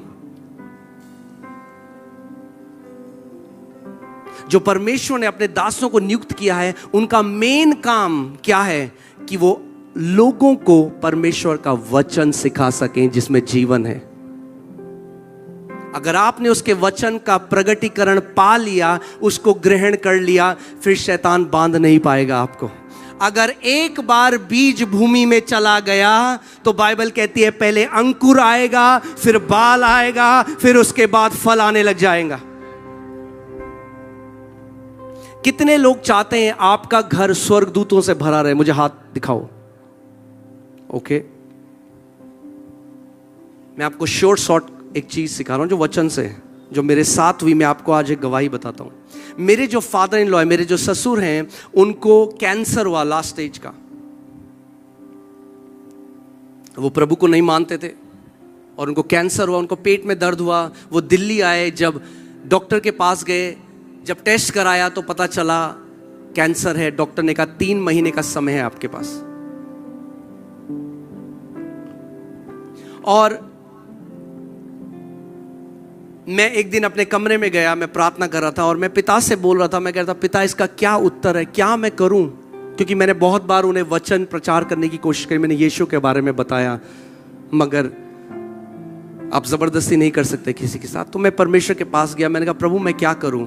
तो जब मैं परमेश्वर पिता से बात कर रहा था तो एक बड़ा स्वर्गदूत मेरे सामने आके खड़ा हो गया, करीबन 8-9 फीट लंबा, और वो मुझे टकटकी लगा के देखता रहा। मुझे लगा वो मुझे कोई मैसेज देगा, मगर वो खड़ा रहा। और फिर पवित्र आत्मा ने मुझसे कहा, इसको नारायण के जीवन के लिए लड़ाई करने के लिए भेज। नारायण मेरे ससुर का नाम।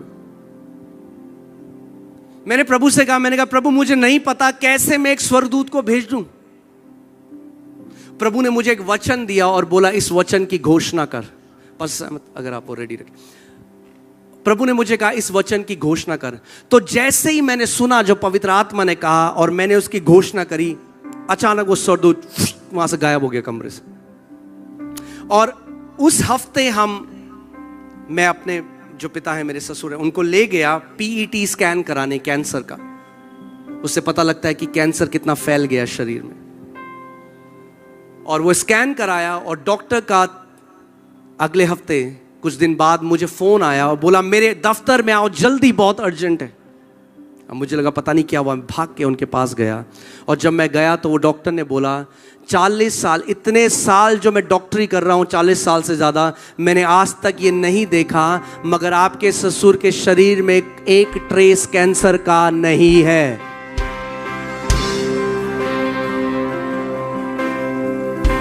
तो उसके बाद मैंने परमेश्वर को कहा, मैंने कहा प्रभु आपको मुझे सिखाना पड़ेगा, मैं कभी भी किसी भी दर्शन को तब तक नहीं मानता जब तक वचन के अनुकूल ना हो। कई मसीहों को आज शैतान इतना इजीली बेवकूफ बना देता है एक गलत दर्शन देके, एक गलत ड्रीम देके। सो मैंने प्रभु को कहा, प्रभु अगर आप मुझे नहीं बताओगे तो मैं नहीं मानूंगा कि ये आपकी तरफ से था दर्शन। आपको मुझे सिखाना पड़ेगा कि हम स्वर्गदूतों को असाइनमेंट में यानी काम में भेज सकते हैं। कितने लोग सीखना चाहते हैं अपने स्वर्गदूतों को काम में भेजना? कितने लोग यहां उद्धार पाए हुए हैं? मुझे अपना हाथ दिखाए। हाँ, अगर उद्धार पाए श्योर हो तो हाथ हिलाओ। ठीक है, पास्टर सामत इब्रानी 1:14 पढ़िए। इब्रानी 1:14। आज थोड़ा मजा आ रहा है, टीचिंग का थोड़ा टाइम मिला है। हालेलुया, कल और मजा आएगा। ओके, इब्रानी 1:14 पढ़िए। क्या वे सब सेवा टहल करने वाली आत्माएं नहीं? यानी स्वर्गदूतों के लिए लिखा है, क्या स्वर्गदूत जो हैं वो सेवा टहल करने वाली आत्माएं नहीं, जो उद्धार पाने वालों के लिए सेवा करने को भेजी जाती हैं? जो उद्धार पाने वालों के लिए सेवा टहल करने को भेजी जाती हैं। आज इतने मसीह डिफीटेड लाइफ इसलिए जी रहे हैं क्योंकि उन्हें नहीं पता कि अपने स्वर्गदूतों के साथ कैसे पार्टनर करना है। हम जानते हैं भारत में बहुत बेरोजगारी है, हाँ, मगर आप जानते हैं उससे बड़ी बेरोजगारी स्वर्गदूतों में है। क्योंकि कई मसीह के साथ जो स्वर्गदूत हैं वो बोर हो रहे हैं, क्योंकि मसीह लोगों को पता ही नहीं उन्हें काम में कैसे लगाना है। तो वो परमेश्वर को देख के बोले, प्रभु किसके पास भेज दिया मुझे?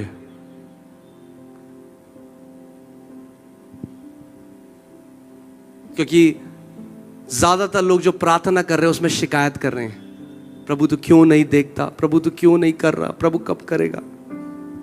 और स्वर्गदूत बोर हो रहे हैं। मगर आज जो मैं आपको सिखा रहा हूं, मैंने आपको क्या कहा? जो 30 साल में नहीं हुआ वो 3 महीने में होने जा रहा है यीशु के नाम में। इस बात को याद रखना आप, और जब वो होगा तो आप गवाही भेजना हमें। आमीन। सो अगर आपने उद्धार पाया है तो मिनिमम कम से कम एक स्वर्गदूत तो आपको दिया ही गया है। स्वर्गदूत आत्मिक वेटर की तरह होते हैं। किसकी तरह? वो सेवा टहल करने वाली आत्माएं हैं। बाइबल कहती है क्या है? सेवा टहल करने वाली आत्माएं। तो अगर आप एक होटल में जाओ, आप एक रेस्टोरेंट में जाओ और वहां पे वेटर आए और बोले आप क्या चाहते हैं, क्या लेके आऊं मैं, और आप बोले हो मैंने 10 दिन हो गए कुछ नहीं खाया, क्या लाएगा वेटर आपके लिए? वो बोलेगा जी बहुत बुरा लगा मुझे, 10 दिन से आपने खाना नहीं खाया, अब बताओ क्या लाऊं? आलू के पराठे भी हैं, छोले भी हैं, क्या लाऊं? आप बोले अरे तुझे समझ में नहीं आ रहा, मैंने 10 दिन से कुछ नहीं खाया। क्योंकि ऐसे ही लोग प्रार्थना कर रहे हैं। तो स्वर्गदूत उनके लिए कुछ नहीं कर सकते। ध्यान से सुनना, स्वर्गदूत इमोशनल प्रार्थना से नहीं हिलते। कितने लोग समझ रहे हैं मैं जो कह रहा हूं? स्वर्गदूत इमोशनल प्रार्थना से नहीं हिलते। उनको डिजाइन किया गया है, वो केवल एक चीज सुनकर काम पे जाते हैं। सुनना चाहते हैं वो क्या है? पास्टर सामर्थ आप। हे यहोवा के दूतों, तुम जो बड़े वीर हो। हे यहोवा के दूतों यानी स्वर्गदूतों, तुम जो बड़े वीर हो और उसके वचन को सुनकर उसको पूरा करते हो। और उसके वचन को सुनकर, ये जो हिंदी में मानना है, इंग्लिश में ऐसा नहीं लिखा। इंग्लिश में लिखा है दे हीड, यानी वो ध्यान लगाकर परमेश्वर की आवाज को सुनते हैं, उसके वचन की। और जैसे ही आप वचन की घोषणा करते हो, स्वर्गदूत अलर्ट हो जाता है और उसको पूरा करने के लिए काम में निकल पड़ते हैं। कितने लोगों ने परमेश्वर के एक महान दास, अब तो वो स्वर्ग में, रेनहार्ड बॉन्की के बारे में सुना है? अगर सुना है आपने तो हाथ ऐसे हिलाएं। एक परमेश्वर के दास थे, महान दास रेनहार्ड बॉन्की। उन्होंने अफ्रीका में बहुत काम किया, और एक बार जब वो प्रचार करने के लिए उठे तो परमेश्वर का आवाज उनके पास आया, और परमेश्वर ने कहा, मेरे बेटे रेनहार्ड, मेरा वचन तेरे मुंह में भी उतना ही सामर्थी है जितना मेरा वचन मेरे मुंह में। परमेश्वर का वचन आपके मुंह में भी उतना ही सामर्थी है जितना परमेश्वर का वचन उसके मुंह में। आप सोचो, पर कितने लोग जानते हैं परमेश्वर सर्वशक्तिमान है और सब कुछ कर सकता है? हाथ हिलाओ अगर ये जानते हो तो। ठीक है, मगर फिर भी उस परमेश्वर को जब सृष्टि करनी थी, जब सब शुरुआत में अंधकार था, पृथ्वी बेडौल और सुनसान थी, पवित्र आत्मा वहां पे मंडरा रहा था। आज मैं आपको एक सीक्रेट बताता हूं। कई लोग अभिषेक को केवल एंजॉय करते हैं, मगर अभिषेक में जो करना है वो नहीं करते। बाइबल कहती है पवित्र आत्मा मंडरा रहा था गहरे जल के ऊपर, मगर कुछ नहीं बदल रहा था। कितने समय तक पवित्र आत्मा मंडरा रहा था हम नहीं जानते। एक दिन, 10 साल, 100 साल, बाइबल हमें नहीं बताती, मगर पवित्र आत्मा मंडरा तो रहा था मगर कुछ नहीं हो रहा था। हम लोग गाना गाते हैं, आत्मा मंडराता। आत्मा तो मंडरा रहा है मगर वो काफी नहीं है। आत्मा मंडरा रहा था, कुछ फर्क नहीं पड़ रहा था जब तक परमेश्वर ने मुंह खोलकर अपने वचन की घोषणा करना शुरू नहीं किया। और जब परमेश्वर ने मुंह खोलकर घोषणा करी तो उजियाला हो गया। और आप जानते हैं कितनी बार परमेश्वर अपनी जीभ का इस्तेमाल एक पेंटर की तरह, एक चित्रकार की तरह करता है। जो वो देखना चाहता है वो बोलता है। हम जो देखते हैं वो बोलते हैं, परमेश्वर जो देखना चाहता है वो बोलता है। परमेश्वर ने अंधकार देखा मगर उसने ये नहीं कहा हाय हाय हाय कितना अंधकार है। हम क्या करते हैं? हम सबको बताते हैं हमारी परिस्थिति क्या कितनी है। जब सबको बता दिया और कोई नहीं बचा तो हम व्हाट्सएप में स्टेटस लगा देते हैं। हम सबको बताना चाहते हैं। जब परमेश्वर ने अंधकार देखा, परमेश्वर ने क्या बोला? परमेश्वर आंखों से क्या देख रहा है? अंधकार, मगर बोल क्या रहा है? उजियाला। और परमेश्वर, हम क्योंकि उससे उत्पन्न हुए हैं, उसकी स्वरूप और उसकी समानता में बनाए गए हैं, हमें भी वैसा ही करना है जैसे हमारा पिता करता है। इसीलिए बाइबल कहती है जो कमजोर है वो क्या कहे? मैं बलवान हूं। हम क्या कहते हैं? जो कमजोर कहते हैं ओहो हो इतनी कमजोरी है मैं आपको बता नहीं सकता। बाइबल कहती है जो कमजोर है वो कहे मैं बलवान हूं। जो गरीब है वो कहे मैं धनवान हूं।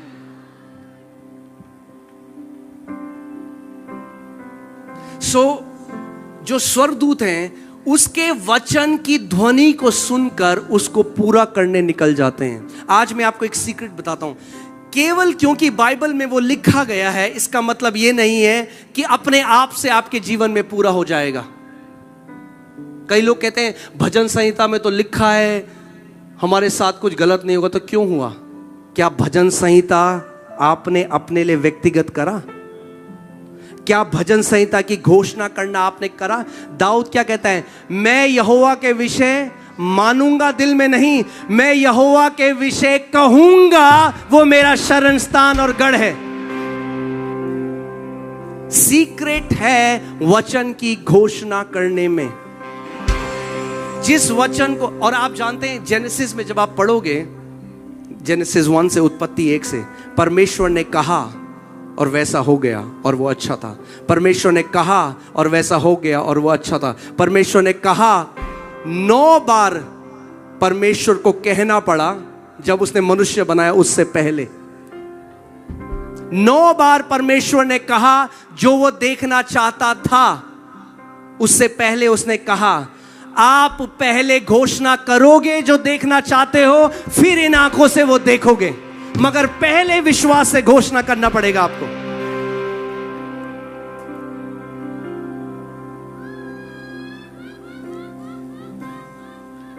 परमेश्वर ने अपना वचन हर किसी को दिया है, हम केवल उसे इस्तेमाल में लाना नहीं जानते। हम सोचते हैं ये धार्मिक किताब है। ये धार्मिक किताब नहीं, ये वो पदार्थ है जिससे परमेश्वर ने पूरे ब्रह्मांड को बनाया। पूरा ब्रह्मांड उसके वचन से रचा गया है और वही वचन परमेश्वर ने हमें भी दिया है। उसका वचन आयुब 22 उसके 28 इंग्लिश में बहुत अच्छा लिखा है। उसमें लिखा है, Thou shall declare a thing and it shall be established for you। यानी जिस बात की घोषणा तू करेगा मैं तेरे जीवन में वो स्थापित कर दूंगा।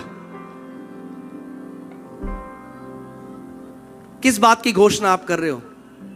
जब दिल्ली में हमने सेवकाई शुरू करी तो सब लोग कहते थे, अरे बहुत मुश्किल है दिल्ली में सेवकाई, वैली ऑफ ड्राई बोन्स है, सूखी हड्डियां हैं यहाँ पे, कुछ अच्छा नहीं हो सकता, बहुत मुश्किल है। और उनके लिए बहुत मुश्किल है क्योंकि वो घोषणा कर रहे हैं। ये प्रभु ने क्या कहा, जिस बात की तुम घोषणा करोगे वो तुम्हारे साथ हो जाएगा। गिनती की किताब में जब वो 10 जासूस ऊपर गए, 12 जासूस गए, 10 बुरी खबर लेकर आए, 2 अच्छी खबर लेकर आए। बाइबल कहती है पूरे इजराइल ने बुरी खबर को माना और कहने लग गए हम कभी भी कनान के देश में प्रवेश नहीं कर सकते। और परमेश्वर ने कहा जैसा तुमने मेरे कानों में कहा है वैसा ही अब तुम्हारे साथ होगा। और 2 ने कहा हम तुरंत अभी जाकर उन दानवों को मार देंगे और उस राज्य में। और वही वो 2 थे जो उस पूरी पीढ़ी में से प्रवेश कर पाए। अगर आपको जय का जीवन जीना है, अपनी बाइबल को खोलो, वचन को निकालो और उसकी घोषणा करना शुरू करो। और ऐसी कोई बीमारी नहीं जिसको आप नहीं हरा सकते। ऐसा कोई कैंसर नहीं जो परमेश्वर के वचन के सामने खड़ा रह सके। ऐसी कोई दुष्ट आत्मा नहीं जो परमेश्वर के वचन के अधिकार के विरोध में खड़ी रह सके। मगर बहुत सारे मसीहों को आज क्या चाहिए, शॉर्टकट। आप जानते हैं ऐसा प्रचार लोगों को पसंद नहीं। लोगों को पसंद है मेरे पास आओ, मैं हाथ रखूंगा, सब अच्छा हो जाएगा। मैं आपको सिखा रहा हूं, अगर आपके पास वचन है आपके पास सब कुछ है।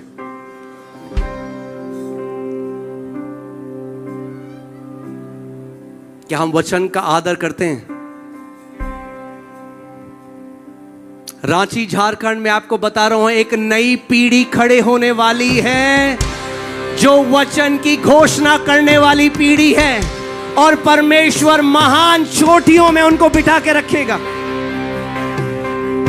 एक बार मैं रात को जब प्रार्थना कर रहा था तो मैं दर्शन देखने लगा आत्मा में, और मैंने देखा कि ऊंची पहाड़ी है और उन पहाड़ियों के ऊपर सिंहासन कट के बना है, जो पत्थर से ही सिंहासन बने हुए हैं। और मैं वहां गया, उस पहाड़ी पे मैं खड़ा था और परमेश्वर की आवाज मुझे आई और बोला बैठ इसमें। और वहां पे मैंने देखा बहुत सारी, जहां तक मेरी नजर है वहां पे ऐसी पहाड़ियां और उनमें ऐसे सिंहासन बने और वो खाली थी। और प्रभु ने कहा ये मैंने अपने बेटे और बेटियों के लिए रखी है। वो इंतजार कर रहा है कि हम आत्मा में जयवंत जीवन जिए। वी सोर up high in the spirit. हम आत्मिक जहां में ऊंचे जाएं और अपनी जो जगह है, जो जय की जगह है, we take our rightful place as the sons and daughters of most high God. परमेश्वर के बेटे और बेटियों की जो जगह है वो हम ले लें। अब ध्यान से सुनना, आप अगर आप के साथ कोई बीमार है, आप बीमार हो, आपका बच्चा बीमार है, आपका परिवार में कोई बीमार है, जो मैं आपको बताने वाला हूं वो आपको बचा लेगा। वो आपको समय से पहले मरने नहीं देगा। ध्यान धरकर सुनना मेरी बात को। आपने गवाही देखी यहां पे, जो हमारी कलीसिया में एक बेटा है अमरजीत, उसको एड्स हुआ, HIV एड्स। और वो बहुत सारी ऐसी सभाओं में गया जहां पे उसके लिए प्रार्थना करी, मगर वो ठीक नहीं हुआ। तो किसी ने उसको बताया दिल्ली में एक चर्च है जहां लोग चंगे होते हैं, आप वहां जाओ। तो वहां आया और मुझे गले लगा के फूट फूट के रोने लगा कि मुझे बचा लो, मैं मरना नहीं चाहता, मेरे लिए प्रार्थना करो। और मैंने उसको कहा अमरजीत मैं तेरे लिए प्रार्थना नहीं करूंगा, क्योंकि तू बहुत परमेश्वर के दासों के पास जाके प्रार्थना करा चुका है। हम कई बार सोचते हैं हमारा सारा उत्तर क्या है, प्रार्थना करा लो किसी से, और हम उसके वचन को अहमियत नहीं देते। और मैंने उसको कहा नहीं, तुझे वचन का आदर करना पड़ेगा। आप ये देख सकते हैं, ये उसकी पहले की रिपोर्ट है, ये बात की रिपोर्ट है। मगर मैं आपको आज सिखा रहा हूं कैसे अपनी जय लेना सीखना है। कितने लोग यहां परमेश्वर के बेटे और बेटी हैं? हाथ। तो परमेश्वर पक्षपाती नहीं है। जितना वो मेरा पिता है उतना ही वो आपका भी पिता है। उसके अंदर कोई भेदभाव, कोई वो पक्षपात नहीं करता। आमीन। सो मैंने उसको बताया, सिखाया घोषणा कैसे करते हैं, और वो हर संडे कलीसिया में आने लगा, वचन सुनने लगा, रिकॉर्ड करता। वो ट्रक चलाता था उस समय, और रोज फोन रिचार्ज करता, घर जाता, जो संडे को सिखाया जाता है उसको बार बार सुनता जब तक उसका इंटरनेट का पैकेट खत्म नहीं हो जाता। फिर अगले दिन रिचार्ज करता फोन को, सुनता, क्योंकि विश्वास कैसे आता है?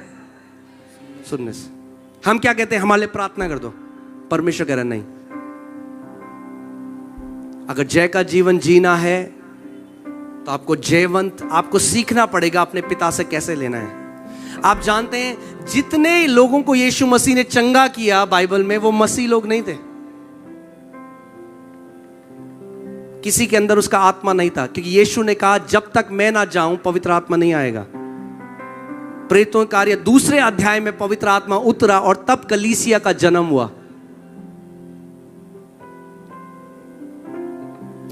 तो मैंने उसको सिखाया कि कैसे तू वचन को ले अमरजीत, उस पर मनन कर, दिन और रात अपने दिल में डाल और अपने मुंह से उसकी घोषणा करना शुरू कर। तो उसने वचन, जितने चंगाई के वचन थे उसने लिए और वो घोषणा करने लगा उसकी। वो हमारे अपराधों के कारण मारा गया, हमारे अधर्म के कामों के कारण कुचला गया, हमारी शांति ही के लिए उस पर ताड़ना पड़ी कि उसके कोड़े खाने से हम चंगे हो जाएं। बोलता गया बार बार। फिर रिपोर्ट कराने गया और रिपोर्ट आई कि अभी भी एड्स है, और निराश हो गया। मेरे पास आया और मैंने उसको कहा नहीं, हार नहीं माननी, वचन की घोषणा करता रहे।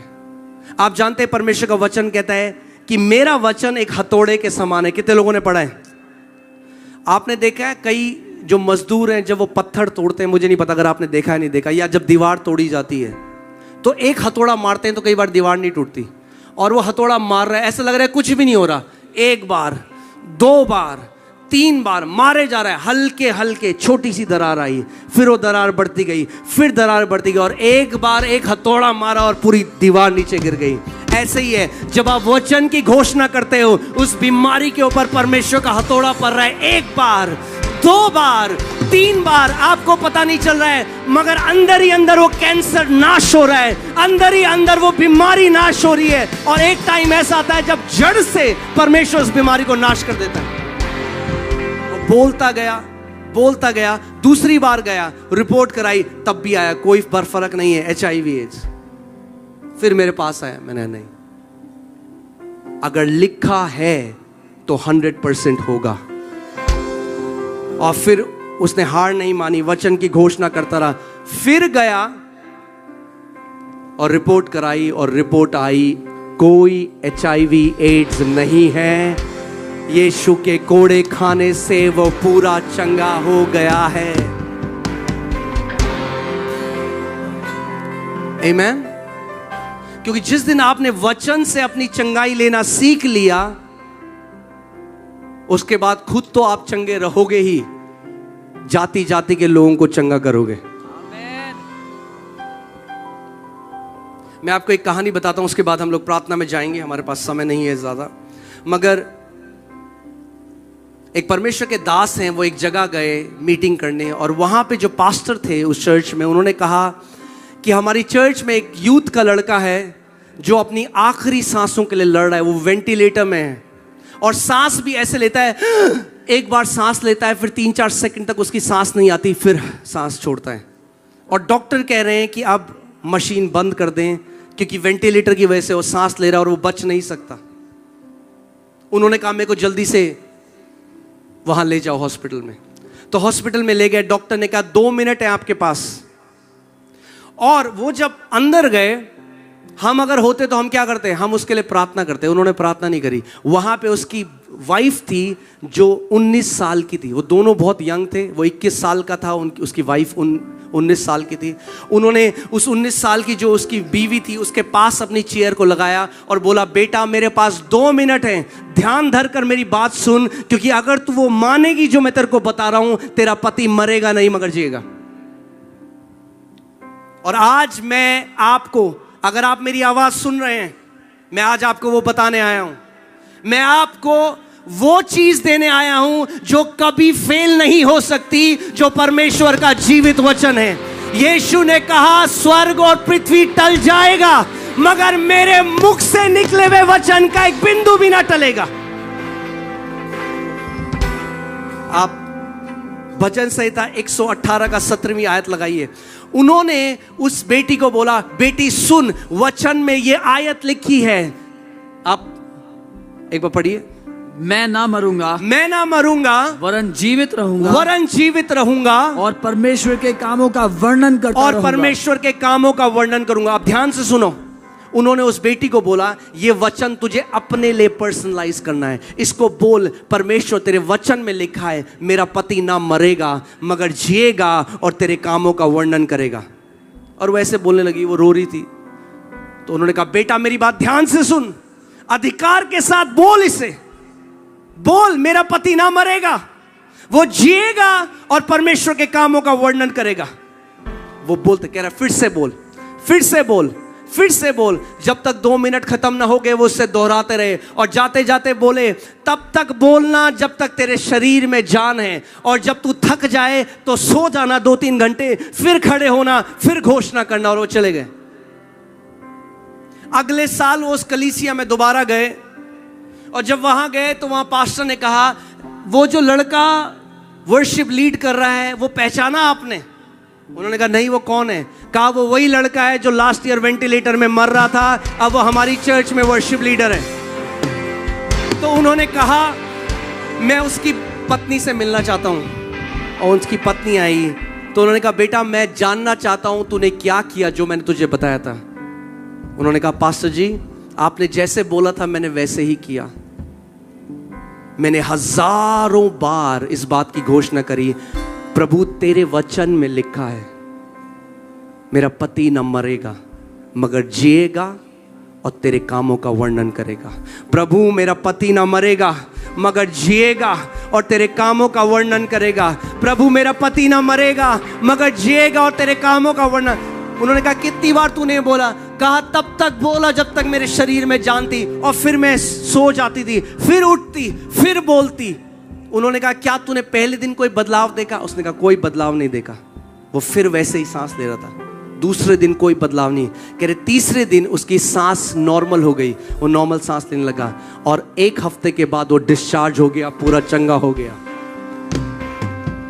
जिस वचन से परमेश्वर ने पूरे ब्रह्मांड को बनाया, उस वचन से वो आपके अंदर एक नई किडनी भी डाल सकता है, एक नया हृदय भी डाल सकता है, आपका कैंसर नाश कर सकता है, आपकी बीमारी नाश कर सकता है।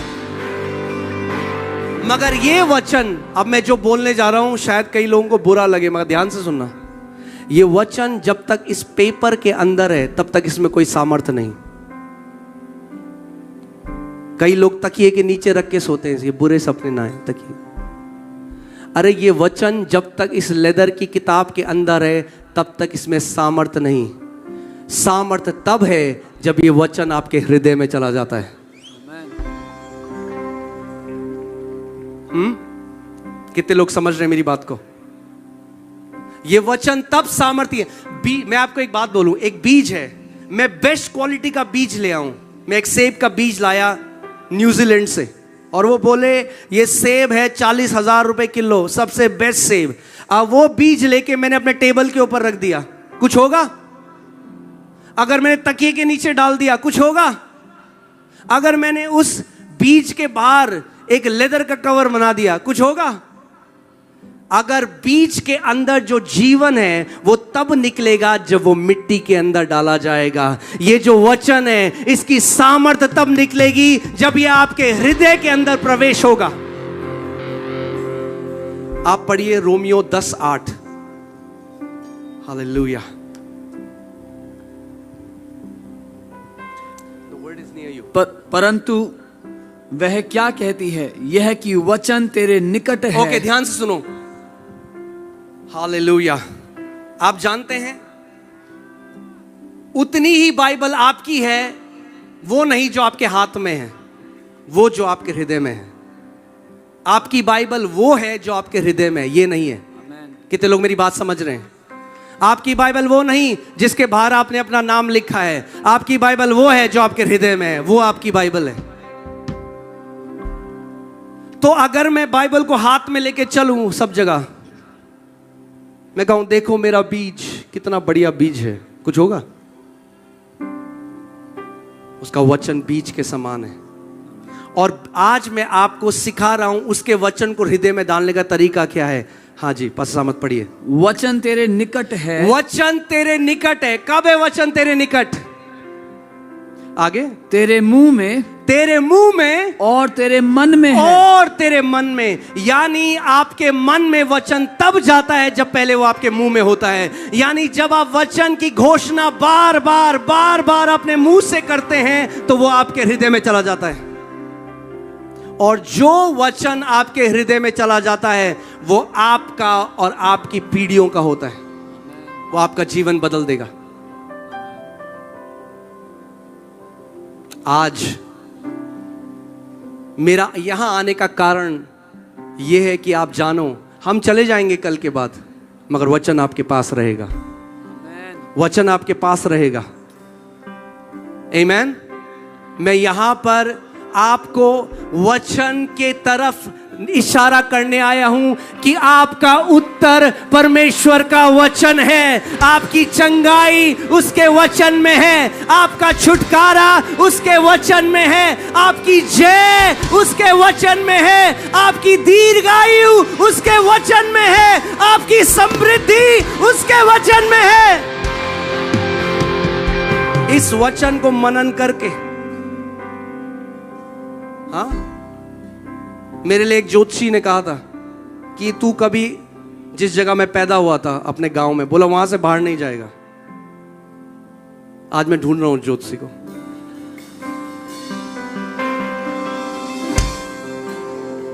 क्योंकि मैंने वचन का आदर किया। कई देश परमेश्वर मुझे ले गया और ले जाता है। क्यों? क्योंकि मैंने उसके वचन का आदर किया। मैं गरीबी से बाहर आ गया, कर्जों से बाहर आ गया, बीमारी से बाहर आ गया, डिप्रेशन से बाहर आ गया, दिमागी बीमारी से बाहर आ गया। क्यों? क्योंकि केवल मैंने उसके वचन का आदर किया। मैं आज आपको बताना चाहता हूं, चाहे कुछ भी आपकी तकलीफ हो, आपका उत्तर परमेश्वर का वचन है। हाँ, इंडिया में कई घर हैं, मुझे नहीं पता रांची में क्या होता है, मगर कई इंडिया में जगह है वहां सब चीज का उत्तर है चाय। सर दर्द हो रहा है, चाय पी लो। ठंडा लग रहा है, चाय पी लो। पेट में दर्द हो रहा है, चाय पी लो। जो भी प्रॉब्लम है, चाय पी लो। तो ऐसी परमेश्वर के पास भी ना एक ही जड़ी बूटी है। आप बोल रहे हो सर में दर्द, वो कहता है मेरा वचन। आप कह रहे हो मुझे डिप्रेशन है, परमेश्वर कहता है मेरा वचन। आप कहते हो मैं कर्जों में हूं, परमेश्वर कहता है मेरा वचन। आप कहते हो मुझे कैंसर है, परमेश्वर कहता है मेरा वचन। आप कहते हो मुझे ट्यूमर है, परमेश्वर कहता है मेरा वचन। जो कुछ भी आपकी दिक्कत हो, उत्तर परमेश्वर का जीवित वचन है।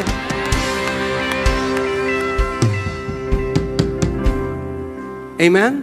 और मैं आज आपको यह भी बता दूं, आप यीशु का उतना ही आदर करते हो जितना आप वचन का करते हो। अगर आप उसके वचन का आदर नहीं करते तो आप यीशु का आदर भी नहीं करते, क्योंकि वो परमेश्वर का जीवित वचन है। हालेलुया। आज मैंने आपको सिखाया है, आप घोषणा करके किसी भी बीमारी को हरा सकते हो। और आप जानते हो, ओके मैं जल्दी से कहूंगा फिर हम लोग प्रार्थना करेंगे। हालेलुया। मैं इसीलिए टीचिंग में जाना नहीं चाह रहा था। मुझे टीचिंग पसंद है। कलीसिया में इस समय सबसे ज्यादा जरूरत टीचिंग की है। हमें शिक्षा चाहिए।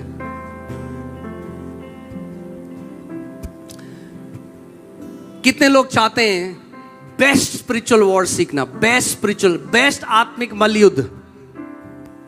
मैंने इसके लिए किताब भी लिखी है, यू हैव अथॉरिटी। मगर मैं आपको क्यों कह रहा हूं ये बेस्ट है, गारंटी दे रहा हूं ये बेस्ट है, इससे बढ़िया और कुछ नहीं। पता है क्यों? क्योंकि ये यीशु मसीह ने ऐसे शैतान को हराया। और हमारा उदाहरण कोई अमेरिका की मिनिस्ट्री नहीं, हमारा उदाहरण कोई वेस्ट की यूरोप की मिनिस्ट्री नहीं, हमारा उदाहरण यीशु मसीह है। आज लोग सोचते हैं जब ज्यादा चिल्लाएंगे तो शैतान भाग जाएगा। शैतान बहरा नहीं है। यीशु ने बहरेपन की आत्मा को बोला, बहरेपन की आत्मा ने भी सुन लिया, बहरेपन की आत्मा के भी कान है। शैतान आवाज के चिल्लाने से नहीं, अधिकार से डरता है।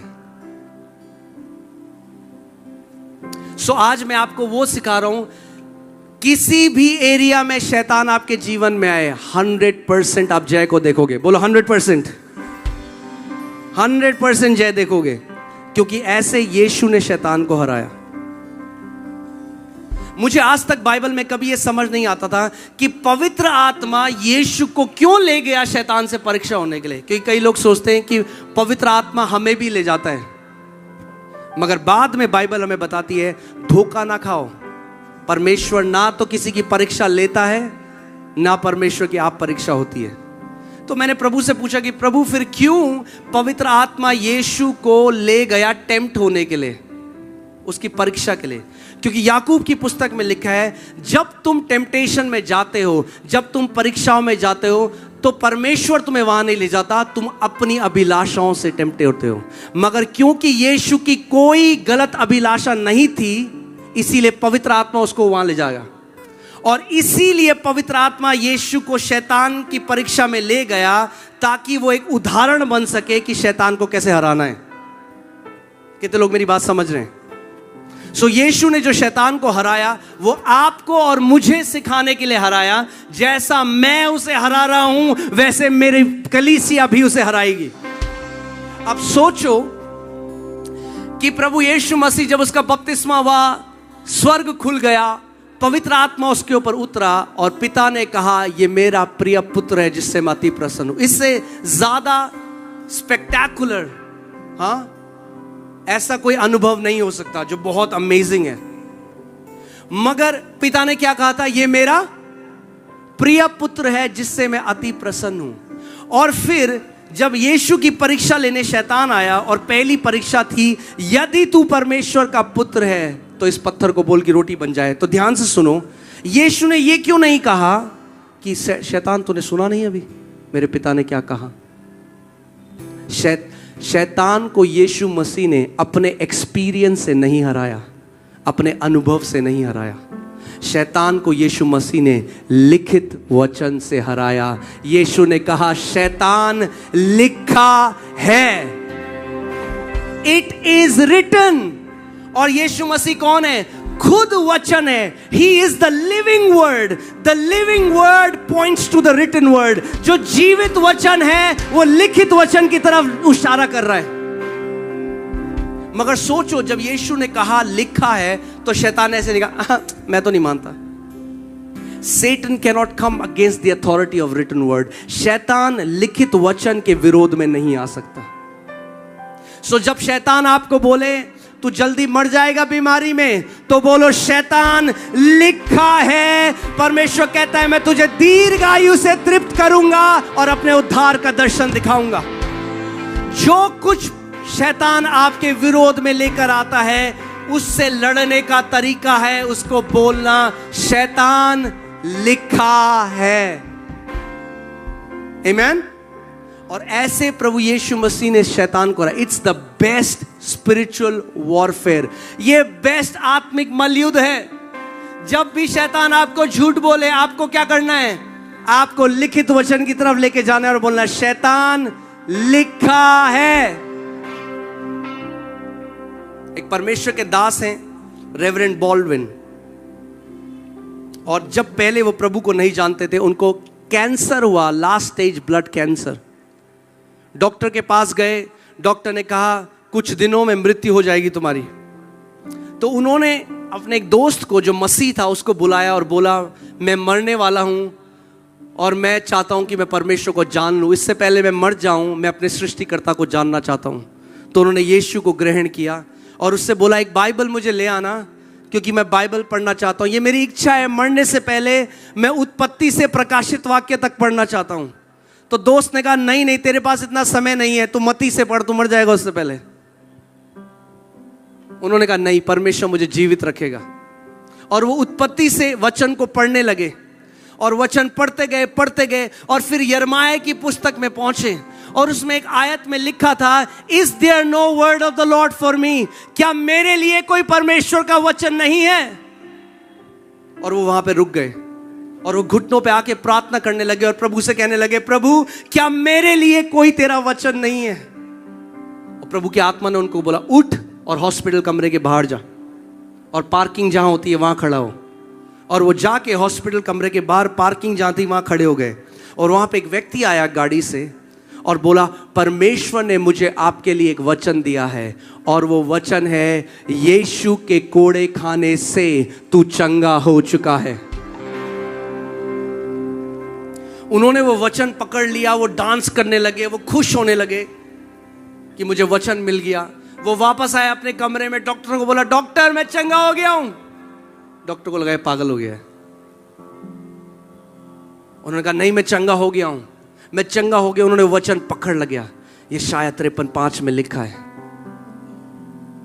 हमारे अपराधों के कारण मारा गया, हमारे अधर्म के कारण कुचला गया, हमारी ही शांति के लिए उस पर ताड़ना पड़ी कि उसके कोड़े खाने से। उसने कहा मैं चंगा हो गया, मुझे वचन मिल गया। डॉक्टर ने उसका ब्लड टेस्ट किया और पता चला कैंसर और फैल गया। बाइबल कहती है हम आंखों देखी चीजों पे नहीं, हम विश्वास से देखते हैं। और उन्होंने बाइबल को कहा, उन्होंने डॉक्टरों को बोला, मैं इस रिपोर्ट को नहीं मानता, मेरे को प्रभु ने, मैंने वचन मांगा, प्रभु ने मुझे वचन दे दिया है। बाइबल कहती है hold fast your confession of faith, अपने मुंह के अंगीकार को थामे रहे। और वो बोलते गए, उसके कोड़े खाने से मैं चंगा हो चुका हूं। और बोलते गए और वचन पढ़ते गए और वो डॉक्टरों से बोल के उन्होंने कहा मैं घर जा रहा हूं। 1 महीना हो गया, 2 महीना हो गया, 6 महीना हो गया, मरे ही नहीं, वचन की घोषणा कर रहे हैं। 1 साल हो गया। उसके बाद डॉक्टर के पास गए, हॉस्पिटल में उन्होंने चेक किया और उन्होंने कहा इतना हेल्दी, इतना स्वस्थ खून हमने देखा ही नहीं, तुम्हारे शरीर में कैंसर का कोई कण नहीं है। हालेलुया। अभी हम लोग भी एक चीज करने वाले हैं, एक होमवर्क मैं आपको दे रहा हूं। आप जानते हैं कई बारी जब मैं जगह जगह जाता हूं और ये सिखाता हूं तो कई मसीना ऐसे बैठ रहते हैं, ऐसे। मैं बोलता घोषणा करो, बैठो।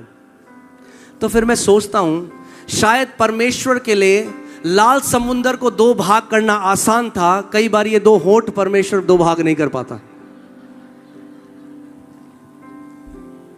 हाँ, अगर यहां पे मुंह बंद है, अगर मुंह बंद है तो शैतान जीत रहा है।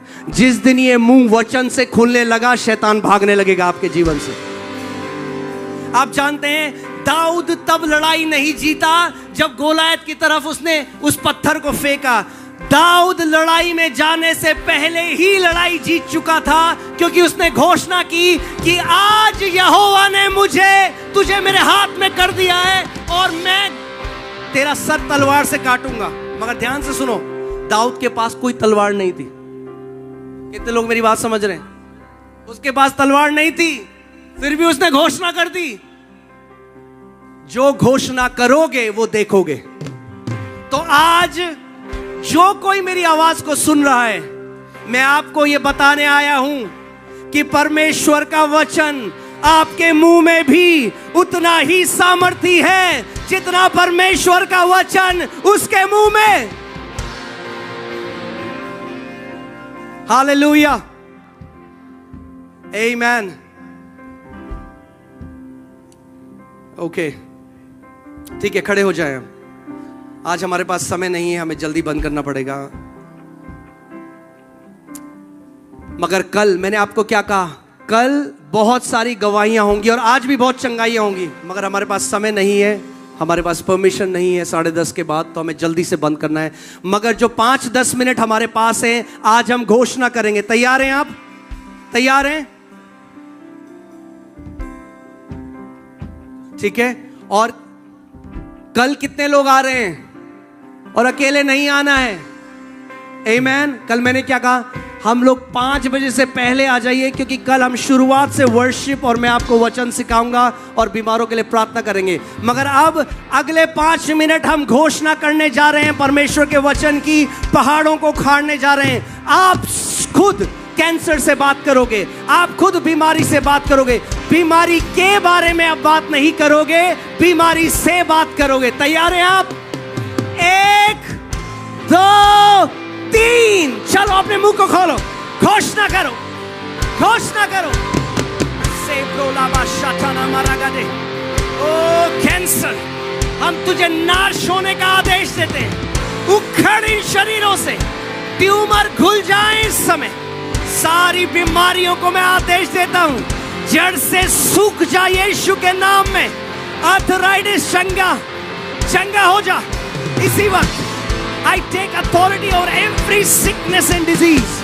Be healed in Jesus' name. Be healed in Jesus' name. Sir से लेकर पांव तक चंगे हो जाओ, सर से लेकर पांव तक चंगे हो जाओ। परमेश्वर की चंगाई की सामर्थ तुम्हें चंगा कर रही है इस समय। अपने मुंह को खोलो और घोषणा करो, अपने मुंह को खोलो और घोषणा करो, अपने मुंह को खोलो और घोषणा करो, अपने मुंह को खोलो और घोषणा करो। हालेलुया। अंधी आंखें खुल रही है इस समय, बहरे कान खुल रहे हैं इस समय।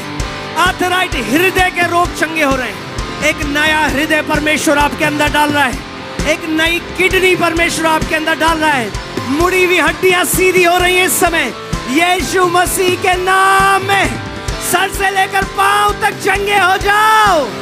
संदीप, संदीप, परमेश्वर तुम्हें चंगा कर रहा है। संदीप, इसी वक्त परमेश्वर का हाथ तुम्हारे ऊपर आ रहा है। चंगे हो जाओ यीशु के नाम में।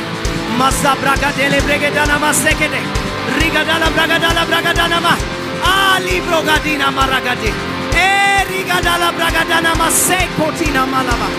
ओ hallelujah, thank you lord Jesus. अभी आप अपने शरीर को जांचना, हमारे पास समय नहीं है, मगर ध्यान से सुनो। कल मैं एक स्पेशल प्रेयर करूंगा कि पवित्र आत्मा का इम्पार्टेशन आपको मिले।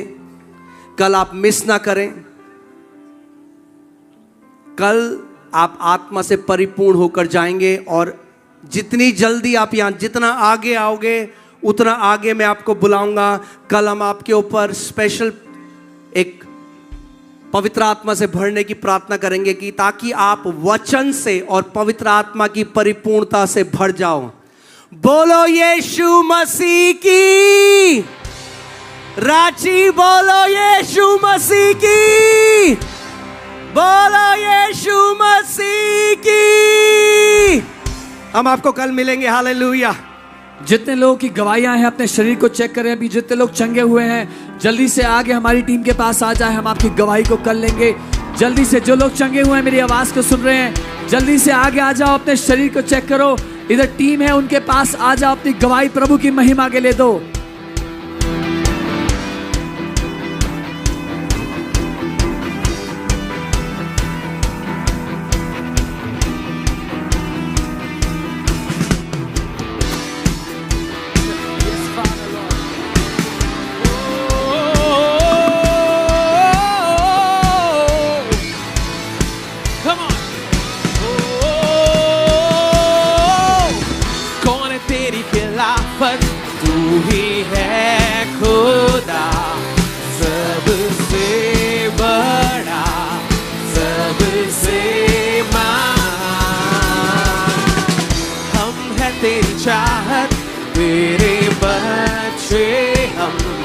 सेनाओं के संग है किसी